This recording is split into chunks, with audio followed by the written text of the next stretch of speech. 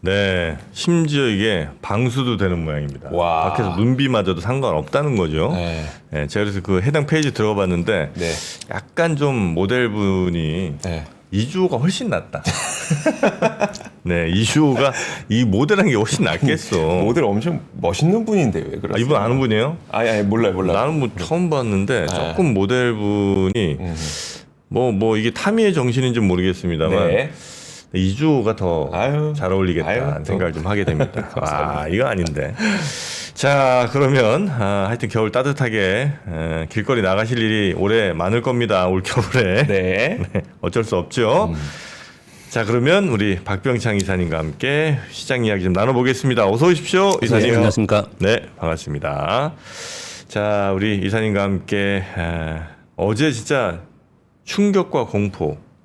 아, 어제 난리도 아니었습니다. 그러니까 그 비상계엄 있었던 날보다 훨씬 심하게 떨어졌어요. 어제 코스닥이 5% 우리 시장이 하락을 했죠. 아, 깜짝 놀랐어요. 지난주에 개인들이 오늘 수급을 말씀드릴 텐데요. 이렇게 한 주간 개인들의 매도가 1,000억 정도였습니다. 일주일 동안요. 일주일 동안. 매도가? 예, 전체? 지난주 한 주간 동안. 네네. 그렇게 안 팔았어요? 많지 않았네요. 지난 한 주간 동안. 네. 근데 어제 하루에 1조 팔았습니다. 개인들이.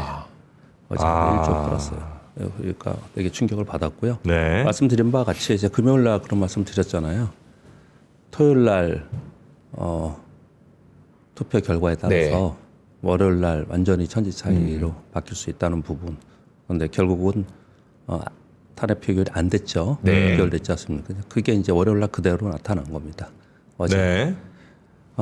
뭐 예상하는 수준, 뭐 이렇게 예상하는 흐름, 뭐 그렇게 움직였는데 사실 이제 수급의 변화가 더 많이 시장을 지금 이끄는 그런 모습을 나타내는데 그런 설명을 좀 드리도록 하겠습니다. 미국 시장 뭐 간단히 좀 봐야겠죠. 미국 시장에서 그냥 포인트만 요즘에는 이제 말씀을 좀 드리고 있는데요. 3대 시장이 0.5에서 0.6 정도 하락을 했는데 반도체에서 좀 하락을 했고요. 그리고 그동안에 많이 올라오면서 신고가 냈던 빅테크 쪽에서 매물을 맞으면서 이제 하락을 하는 모습을 나타냈고요. 엔비디아가 중국에서 반독 좀 조사한다는 내용들이 좀 있습니다. 뭐 근데 2.5% 하락을 했는데 굉장히 오래 걸릴 거고 이것으로 인해서 실질적인 영향 뭐 이런 부분들은 아마 쉽지 않을 겁니다. 네. 그럼에도 불구하고 이런 것들이 나오는 거는 지금 미국에서의 대중국 반도체 규제 여기에 대항해서 이런 것들이 나오고 있는 것이 아닌가 생각합니다. 밑도 끝도 없이 그냥 한 건 아니고요. 내용들은 있긴 있어요. 네. 내용들은 그러니까 뭐 여러분들 그 포털 보시면 다 나올 거고요.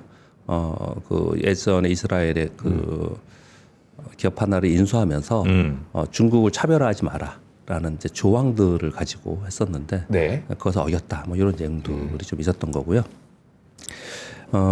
BOA에서 AMD에 투자 의견 반영을 했습니다. 그래서 AMD가 5.5% 하락을 했어요. 그러니까 전반적으로 이쪽 섹터가 좀 좋지 않으면서 시장을 좀 끌어내렸다. 그런 정도 보시면 될 것 같고요.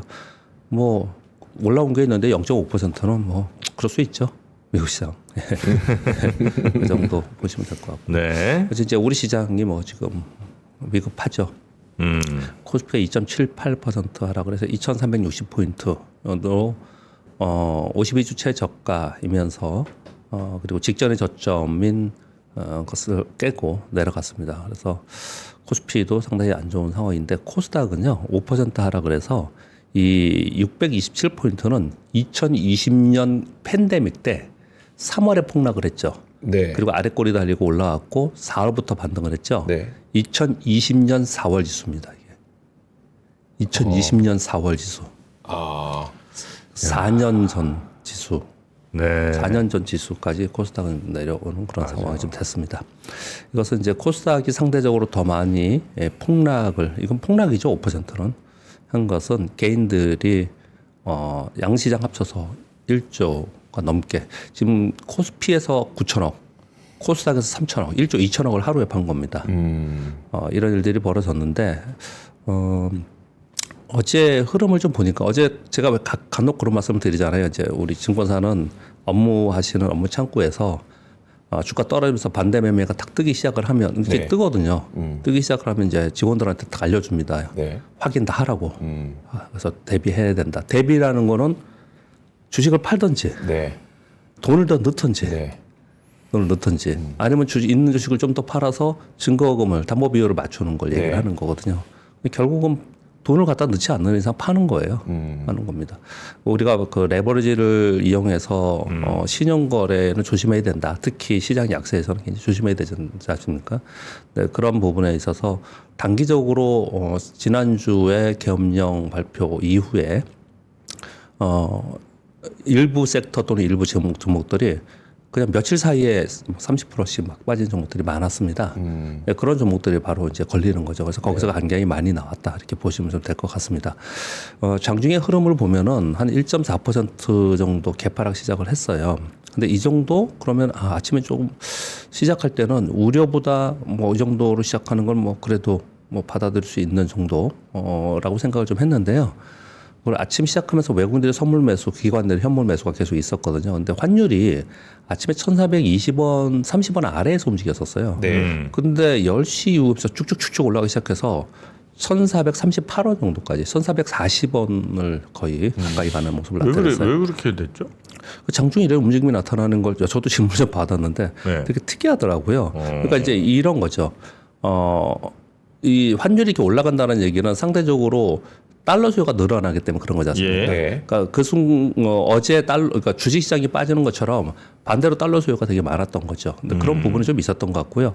또 한 가지는 환율 방어를 하는 일정 금액에서 방어를 지난주에도 했었고 어제 아침에 좀 했었는데 그게 좀 힘이 딸리지 않았나 이런 생각도 좀 얘기를 하고 있는 것 같더라고요. 힘이 딸리다는 얘기를 그냥 무제한으로 막을 수는 없잖아요. 네. 네, 이런 부분들을 전체적으로 얘기를 하는 것 같더라고요. 그래서 어제 환율이 중간에 쭉 올라오면서 외국인들이 아침에 선물 매수했는데 매도로 바뀌었어요. 네, 그러면서 시장이 축축축 내려가기 시작을 하면서 그러면서 개인 매도가 강화되고 계속해서 하락하는 그런 모습을 나타냈습니다. 어제 기관들은 6,900억 정도 매수했고요. 외국인들은 1,000억 정도 매수했습니다. 여러분들이 보시는 그냥 포털이나 이 뉴스에 보시면 신문지상이나 뉴스에 보면 외국인과 기관이 사고 개인만 팔았다 뭐 이런 식으로 얘기를 많이 해요. 근데 그거는 결과치만 보고 얘기를 하는 건데 시장에 내부적으로 본 사람들은 그렇게만 액면으로만 보고 설명을 하면 안 되고요. 다 구분해서 봐야 되거든요. 네. 기관들의 6,900억 매수 중에 4,896억은 금융투자의 매수입니다. 그래서 이거는 기계가 산 거고 이 기계가 산 부분들은 선물옵션 동시 만기에 연동된 거래가 상당히 있을 수 있고 네. 그리고 뭐 일부 뭐 밸류업 관련된 종목들이 좀 들어오긴 했지만 네. 전체적으로는 그런 부분이고요. 기관들의 매수는 지금 연기금만 있어요. 그래서 전체 기관이 우리 주식을 지금 사고 있다 이렇게 해서 해석하면 안 된다라는 말씀을 좀 드리겠고요. 네. 외국인들의 매수도 그래요. 1,027억 매수를 했는데 장중에 계속 꾸준히 사면서 매수를 했느냐가 아니고요. 외국인들이 요즘 거래 굉장히 독특하게 합니다. 아침에 사는 척 하다가 네. 중간에 막 팔다가 막판에 팍 사요. 뭐 이런 거래를 좀 하거든요. 그래서 외국인들의 거래 역시도 이것도 파생상품과 연결된 거래가 될 가능성이 되게 높아요. 저가 매수를 했거나 뭐 이제 이쯤 됐으면 이제 사야 돼 이런 매수는 아니라고 네네. 생각을 해요. 그래서 이게 계속 보면은 개인만 팔고 외국인 기관이 사는 거 보니까 개인만 투매 나오고 결국 저가에서 기관 외국인들만 사서 얘들이 좋게 이렇게 해석은 아니다라는 설명을 좀 드리는 겁니다. 네. 네, 그런 말씀 좀 드리겠고요. 그럼 이제 개인 매도들이 왜 이렇게 나오느냐? 아까 저 뭐 증권사 입장 상황을 좀 말씀드렸지만. 지금 종목들이 개별 종목으로 폭락을 하면서 이제 반대 매매가 있고요. 그리고 꼭 반대 매매가 나가는 것도 있지만 반대 매매 이전에 레버리지 투자를 한 사람들의 위험 회피는 빨리빨리 해야겠죠. 그런 것들이 이제 미리미리 나오는 상황인데 지난주에는 왜 안 나왔는데 어제 그렇게 많이 나왔느냐? 네. 그것은 다 정치와 연결된 겁니다. 그 지난주 토요일에 있었던 탄핵 표결 그게 가장 큰 영향을 준 거예요. 지난주에는 기대를 했었던 거예요. 네. 근데 토요일 날 안 됐잖아요. 네, 지금 빨리 정리되고 불확실성 없애는 쪽으로 기대를 했다가 예, 예. 그거 좀 아닌 것 같으니까 예. 이제 쭉 흘러내린. 맞습니다. 지난주 지수 일주일 내내 빠진 것보다 어제 하루가 더 많이 빠진 네, 거잖아요. 네, 네. 그래서 어제 뭐 블랙 먼데이 얘기가 나온 게 그러한 이유였고 그런 부분들이 어제 장중에 좀 벌어졌다. 수급상으로 벌어졌다. 이제 그렇게 보시면 될 것 네. 같아요. 근데 이 부분에 대해서 좀 더 추가적으로 말씀을 드리면 연기금이 계속 매수를 했다는 얘기를 제가 계속 얘기를 하고 있습니다. 이게 지금 요번에 12월만 이런 게 아니고요. 이번 사태로 인해서 벌어진 일이 아니고 11월부터 계속 샀어요. 11월부터. 잠깐 요거부터 좀 말씀을 드리면 11월 4일 트럼프 당선 확정 후에 그 이후에 12월 3일까지 12월 3일이 우리 계엄령 네. 딱 발표한 요 전까지 한 3.4% 하락을 했어요. 2,588포인트였어요. 11월 4일 날. 이때부터 우리 시장 계속 빠지는 거거든요, 지금요. 네. 2,588포인트였는데 이 12월 3일 날 지수는 11월 3일 날 밤이었으니까 이 지수는 반영이 안 된 거잖아요. 그렇겠죠. 네. 이게 2,500포인트입니다. 그래서 한 3.4% 빠졌어요. 네. 이게 그러니까 한 달이지 않습니까? 네. 근데 이게 계엄령 후에 나왔다가 해제된 그 12월 3일 이후에 어제 지수가 2,360포인트에서 5.6% 빠졌습니다. 그러니까 일주일 만에 5.6%가 빠진 거예요. 그러니까 전체 시총이 144조 정도가 지금 떨어졌다고 하죠. 네. 이거 그냥 주식을 안 하는 사람이거나 또는 뭐 부동산만 하고 뭐 주식은 그냥 말만 하는 사람들이 있잖아요. 네. 이런 사람들이 생각할 때는 뭐 그래도 또 오르겠지 또는 뭐 그거는 숫자만 있는 거야 이렇게 제기하는 위정자들이 있습니다. 정치인들 중에. 근데 실질적으로 부가 마이너스가 된 거예요. 그렇게. 네. 우리나라 전체에 개인들의 투자자들의 부가 마이너스가 된 거란 걸 인식을 잘 안 하더라고요. 네. 그 전체적으로 부가 그만큼 빠진 겁니다. 144조가 빠진 거죠. 그렇죠. 5.6%가 빠졌고요. 그래서 전체적으로 11월서부터 지금까지 한 9% 정도 하락을 한 겁니다. 진짜 짧은 시간에 많이 빠진 거죠. 혹시 이 기간이 보통 우리가 리스크가 발생을 하고 리스크가 해소되는 국면부터가 시장의 바닥이다 이런 얘기들을 뭐 과거 역사를 통해서 얘기를 많이 하잖아요. 예. 근데 아직은 어떻게 보면 이게 정치적인 거라면 예. 리스크가 해소되는 거 우리는 보지 못했잖아요. 네네. 그럼 시장 하락은 좀 앞으로도 이어질 수 있는 겁니까? 그 리스크의 정점, 그러니까 시장 하락의 바닥을 지금 지켜보고 있습니다. 시장에서 전체적으로. 그런데 제가 오늘 써보지는 않았는데 일단 전문 투자자들 네. 그리고 일부 좀 시장을 긍정적으로 본다는 의미는 아니고 좀 적극적으로 보는 분들은 이번 주에 그 정점이 나올 가능성이 상당히 높다 이런 얘기들을 상당히 많이 합니다. 그 사실은 그것도 모르는 거죠. 네. 지난주에 그런 생각을 했거든요. 네. 지난주에 그게 정점이 어떻든 해소가 되지 않을 거는데 안 됐잖아요. 네. 근데 지금의 여러분 뉴스 보도를 보면은 이번 주에는 되지 않을까라고들 생각들을 되게 많이 해요. 조금 더 나아가서 심하게 얘기하면 이번 주에는 분할을 하던 어떻든 만약에 현금이 있다면 이번 주에 사야 된다는 얘기들을 사실 하긴 합니다. 아, 그래요? 사실 하긴 해요. 그런데 이제 조심스럽죠 지금. 네. 이제 조심스러운. 그러니까 지수가 지금 얼마다, 멀티플이 얼마다, PBR이 얼마 이런 거 가지고 하는 게 아니고 지금은 이러한 불확실성이 해소되느냐를 네. 봐야 되는데 해소되는 날 어떻게 될까요?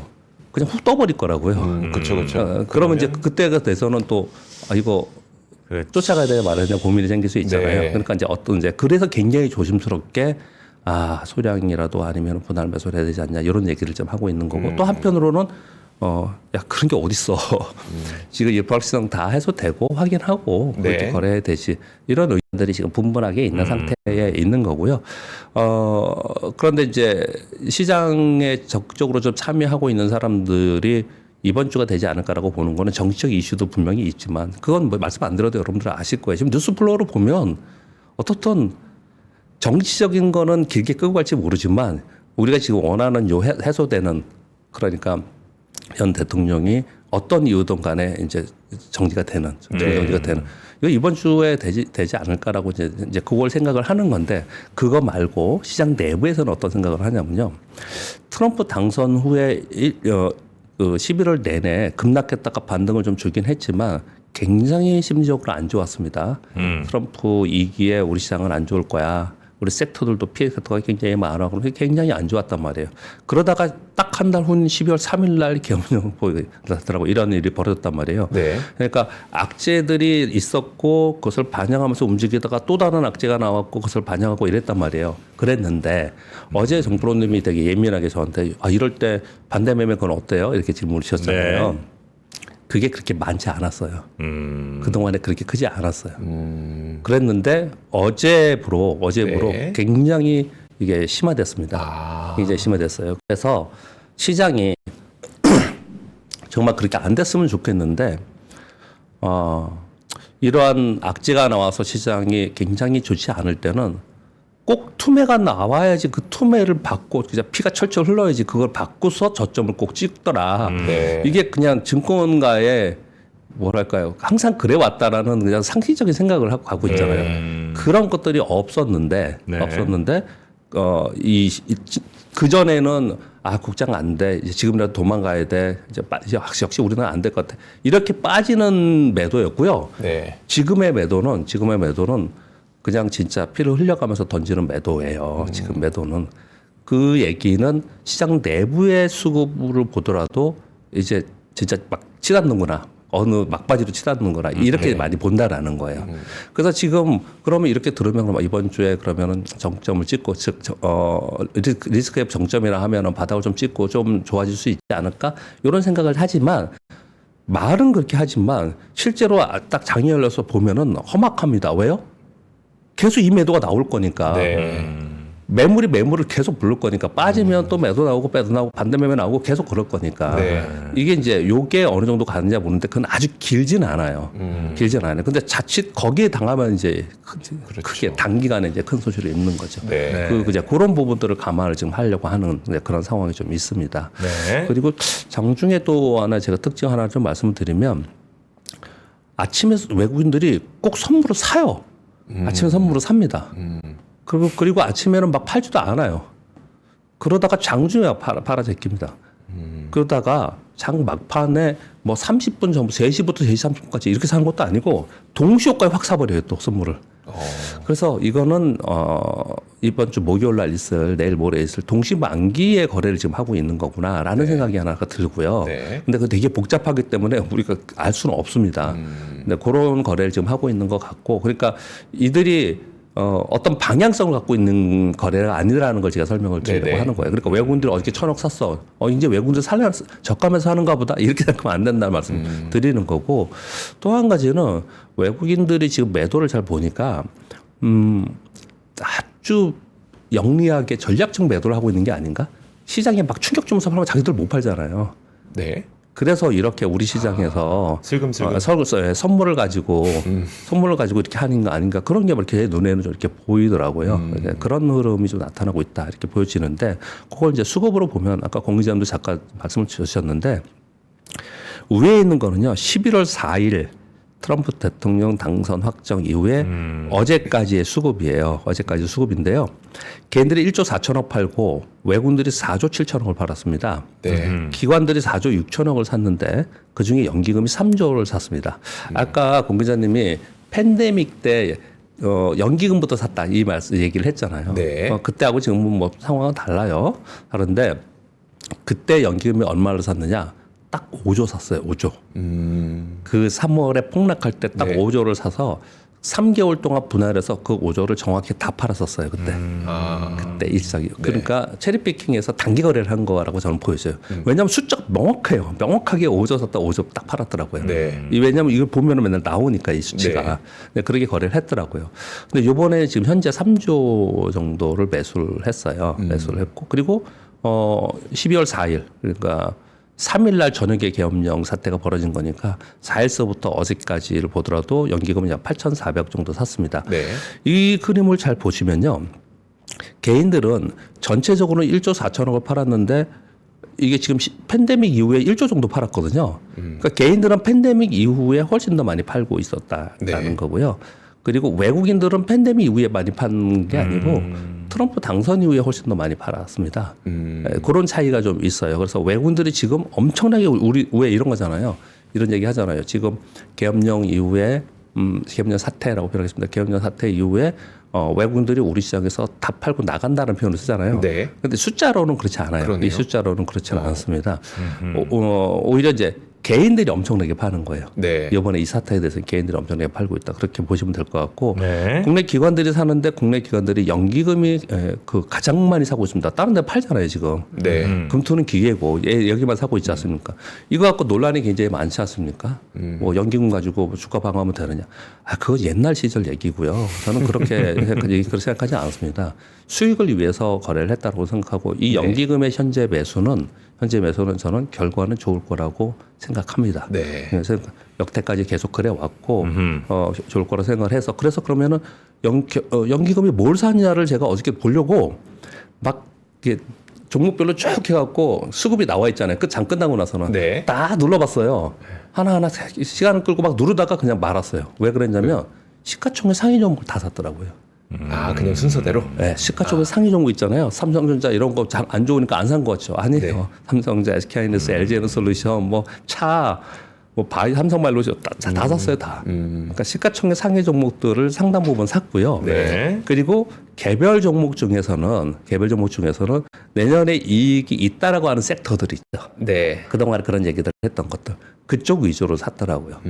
그러니까 이제 지금은 연기금이 사고 있으니까 반등을 할 때 이건 연기금이나 아니면 뭐 외국계 펀드라고 해서 뭐 골고루 사거나 패시브에서는 그렇겠지만 지금 제가 보기에는 패시브의 거래가 아니기 때문에 네. 어떻든 돈을 벌기 위해서 들어오는 거잖아요. 만약에 시장이 여기서 반등을 하면 어디부터 갈까요? 자기들이 산 거를 거기서 이익을 끝까지 최대한 추구해야 될 거 아니에요. 네. 그러니까 거기서 세게 올라올 가능성이 상당히 있는 거죠. 그래서 지금 그걸 체크를 좀 하는 거예요. 근데 어제 체크를 하다 보니까 상당 부분이 금액이 거의 대부분 시가총액 상위 종목들을 골고루 쭉 샀더라고 이렇게 보여지고요. 그리고 나머지의 이제 뭐 아마 그건 아웃소싱이나 이런 쪽이겠죠. 종목들을 보면은 일부 개별 종목들에는 주가가 막 7%씩 8% 빠지는데 끝나고서 보니까 외국인도 사고 기관도 사고 이런 종목들이 많아요. 되게 희한하게. 걔들을 계속 사고 있는데 주가 7%가 빠졌어. 이 얘기 뭘까요? 매도가 투매였다는 거예요. 매도가. 네. 네, 그런 종목들을 지금 고르려고 많이 그러는 것 같아요. 전업 투자자들이나 전문 투자들은 지금 그렇게 지금 하고 있는 것 같다라는 말씀까지 좀 드리겠습니다. 네. 대체로 근데 뭐 이 경우가 그렇다는 건 아니지만 예. 이렇게 막 폭락할 때 보면 돈 버는 분들이 좀 있긴 있더라고요. 그 한 지나고 나서. 그렇죠. 네. 이제 이번에 이제 또 그런 생각을 또 하는 거죠. 뭐 그렇지 않은 사람들, 이거 뭐 이번에 돈 벌고 뭐고 간에 이제 역시 안 돼 이런 얘기도 할 수 있겠고. 그리고 어제 또 저는 개인적으로 개인적으로 참 이거 이렇게 됐나라는 정도까지의 경험은 아니고 뭐라 그럴까요? 그런 느낌을 좀 받았는데 뭐냐면 주식을 너무너무 좋아하는 사람이에요. 그래서 정말 그냥 주식하는 게 너무 좋은, 그냥 살면서 주식하는 게 너무 좋은 그런 친구랑 어저께 저녁 자리가 있었고, 그리고 낮에도 뭐 그런 사람들하고 얘기 좀 했는데 저한테 그러는 거예요. 이사님 이제 고집 피우지 말고 우리도 이제는 미국 시장 가야 됩니다. 저 깜짝 놀랐어요. 그래서 제가 물어봤거든요. 네. 아직까지 미국 시장 안 하고 있었어? 그랬더니 한국 시장에서 뭐 수익을 자기는 냈대요. 그래서 여태까지 한국 시장 했는데 이건 도저히 안 되겠다. 뭐 이런 얘기들을 하더라고요. 그래서 야 정말 이런 친구들까지도 미국 시장을 얘기하고 있구나. 그렇게 정말 많이 왔구나. 지금 요번에 특히 이게 심리적으로 굉장히 그렇게 만들었구나라는 생각을 네. 하거든요. 이거는 이게 시대적인 그리고 앞으로 향후에 이렇게 갈지 아니면 그렇게까지 됐다는 얘기는 또 시장은 항상 우리가 생각하는 대로 안 움직이잖아요. 네. 그렇게 될지의 여러 가지를 내포하는 요즘의 생각이 아닐까라는 생각도 좀 합니다. 아마 그런 생각들 많이 들더라고요. 네. 뉴스 몇 가지 전하겠습니다. 네네. 우리 빅터 차라는 뉴스에서 많이 들었던 사람이에요. 근데 저는 이번 그 정치 관련 뉴스에서 요 하나만 픽을 좀 했습니다. 미국의 싱크탱크 전략국제문제연구소의 한국 석자라고 하시는 분이고요. 또 한 분은 시카고 국제문제위원회 칼 프리드오프라는 분이에요. 이 부분의 워딩만 딱 두 가지만 그냥 가져왔습니다. 많이 돌아다니는 뉴스니까 가져올 수 있는 거였습니다. 한국 만약에 2차 계엄을 하면 미국 개입할 수도 있다. 미국이 지켜보고 있다. 이런 얘기들을 지금 하고 있는 그런 상황인 거고요. 그리고 또 한 가지는 월스트리트저널에서 나온 보도인데 지난주 토요일 날 탄핵 부결은 피로스의 승리다.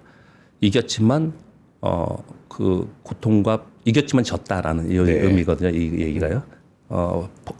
잃은 게 너무 많은 그런 거다. 이런 얘기들을 좀 하고 있는 상황이에요. 아마 여러분 다 이해하실 거예요. 이렇게만 읽어만 드릴게요. 네. 지금 이런 상황이다 이렇게 말씀을 드렸고요. 금투세 오늘 정기국회 마지막 날입니다. 이거 폐지하기로 서로 합의를 좀 본 거기 때문에 네. 이거는 예정대로 할 거다라고 지금 언론에 나오고 있는 그런 상황인 거고요. 오늘 이걸 좀 지켜봐야 될 것 같고요. 다만 그 상법 개정안 나오면서 상법 개정 얘기 계속 했었잖아요. 근데 이건 토론회가 있어야 되잖아요. 어떻게 할지. 네. 쭉 나왔다가 이런 일이 벌어진 거예요. 그렇죠. 네, 그래서 이런 것들은 아마 탄핵이나 이런 거 다 정치적인 이슈가 마무리된 이후에 논의가 되지 않겠냐. 그래서 뒤로 물러섰습니다. 네. 근데 일단 당장 급한 금투세 폐지에 관련돼서는 오늘 표결이 되지 않을까, 여기에 통과되지 않을까라고 지금 나오고 있는 상황입니다. 3번 뉴스는 되게 중요한 뉴스가 하나가 있었는데 지금 다른 데에 묻혀가지고 있는 건데요. 중국이 중앙정치국회의 소집을 했어요. 네. 그래서 이번에 거기서 통화정책 기조를 15년 만에 바꿨습니다. 부양한다는 거죠? 예. 2009년, 2010년까지 2010년 그때는 완화였다가 그 이후에는 신중 또는 네. 안정으로 15년 동안 있었어요. 근데 요번에 바꿨습니다. 적절히 완화로 변경을 했거든요. 중앙정치국에서 요 변화를 하지 않습니까? 그러면 이후에 정책 회의들 계속 하잖아요. 네. 이거에 맞춰서 밑에는 쭉 하는 거거든요. 그래서 이렇게 바꾼다라는 거예요. 이건 왜 중요하느냐? 전 세계 글로벌 경제에 중국도 굉장히 중요한 부분이고요. 그 부분 굉장히 중요하고요. 우리가 내년도에 2025년도를 생각을 할 때 지금 우리 내부의 정치적 혼란으로 인한 것만 맨날 우리 지금 생각을 하고 있잖아요. 네. 근데 사실 이거는 시간이 지나면서 해결이 되고 뭐 미진한 부분 나중에 하더라도 이 지금 충격에서 해결이 된다 하더라도 이거보다 더 큰 거는 유동성 위기나 네. 아니면은 뭐 대외적인 위기 뭐 이런 그러니까 정책 물리적 위기 말고요. 금융시장 안의 위기 이런 것들이 앞으로 올 수 있다라는 걱정들이 그동안 계속 있었잖아요. 지금 이제 그 얘기를 못 하고 있지 않습니까? 우리 내부의 얘기 때문에 그런 부분들이 있는데 그거를 막을 수 있는 또는 그런 확률을 줄일 수 있는 것 중에 하나가 중국이 굉장히 중요한데 네. 중국이 이런 정책 변경이 생겼다라는 거는 내년도에 전체 시황을 생각할 때 굉장히 중요합니다. 그러니까 긍정적으로 얘기가 나왔다라는 말씀을 좀 드리는 거예요. 이 부분은요. 그래서 지금 남은 거는요. 계속 얘기하지만 일본만 남았습니다. 일본이 너무 급격하게 금리 인상만 하지 않으면 내년도에 굉장히 심각한 시스템 위기 이런 부분들은 좀 지나갈 수 있지 않을까라고 네. 생각을 하는데 그게 뭐 아직 남아 있기 때문에요. 그리고 지금 시황하면서 말씀드렸다시피 올해 내내 신용잔고가 계속 빠졌거든요. 엄청나게 빠졌습니다. 금투협회 기준으로 볼 때 2023년 1월 작년 1월이에요. 1월 이후에 신용잔고 최저입니다.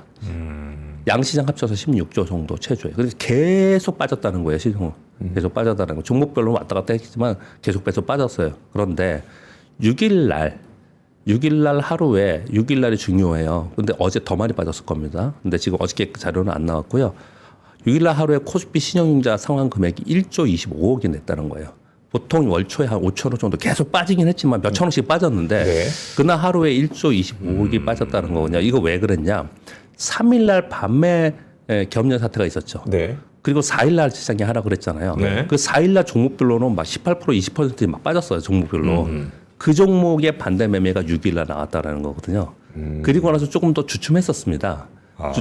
주춤했다가 어제 급락을 했잖아요. 네. 그럼 어제 미리 선수 치고서 맞은 것도 있지만 오늘 내일 중에 이 반대 매매가 나올 가능성이 상당히 있다라는 얘기를 하는 거죠. 그러네요. 지금. 그런 얘기를 지금 하고 있는 겁니다. 그러니까 섣불리 지금 시장을 그러겠네. 우리가 단순하게 볼 문제는 아니다 이런 얘기를 좀 하고 있는 거다 말씀을 드리겠습니다. 네. 5번 뉴스는요. 모잠비크 LNG 프로젝트 로이터의 뉴스인데요. 이게 뭐냐면 모잠비크의 북부 지역에 그 해안가에 천연가스가 엄청나게 있었다라고 해요. 요거를 개발하는 프로젝트를 하고 있었는데 거기 치안 문제가 굉장히 심각하잖아요. 네. 그래서 중단을 했었어요. 중단을 했는데 이 치안 문제에 대한 보안을 보장하고 공세 재개를 위한 토탈에너지 및 모잠비크의 정부와 긴밀히 협조한다. 이런 것들을 좀 해준다고 하면서 이제 주관사 토탈에너지하고 미스앤코라는 회사인데 여기서 모잠비크 LNG 프로젝트 재개 계획을 마무리하고 있다. 이 얘기를 지금 하고 있어요. 그래서 현재 토탈에너지에서는 자금 조달을 위해서 신용기관의 승인을 대기 중이다. 이 뉴스가 잠깐 나왔거든요. 네. 이건 왜 자꾸 전해드리냐면 이게 뭐랑 연결될까요? 이게 왜 LNG 관련된 뉴스를 운반선. 제가 드렸잖아요. 예, 네. 운반선하고 조선하고 연관되어 있는 뉴스입니다. 예. 이게 어떻게 되는지 그쪽에 관심이 있거나 거래하시는 분들은 추적해 봐야 된다 이렇게 말씀드리겠고요. 6번부터 9번까지 어제는 특이하게 2차전지 뉴스가 꽤 있었습니다. 2차전지 요즘에 반도체 뉴스가 조금 또 싹 사그라들고 네. 2차전지 뉴스가 조금 요즘 많이 나오고 있는 편이에요. 아니 뭐 워낙 급락하기 때문에 뉴스가 나오는지 모르겠는데 이 전부 다 6번부터 9번까지가 2차전지 뉴스인데 하나하나 좀 말씀드려볼게요. 트럼프 정책으로 인해서 이 블룸버그의 기사입니다. 한국 배터리 기업들이 미국 투자 77조 원 규모의 투자 재검토다라는 이제 기사의 제목입니다.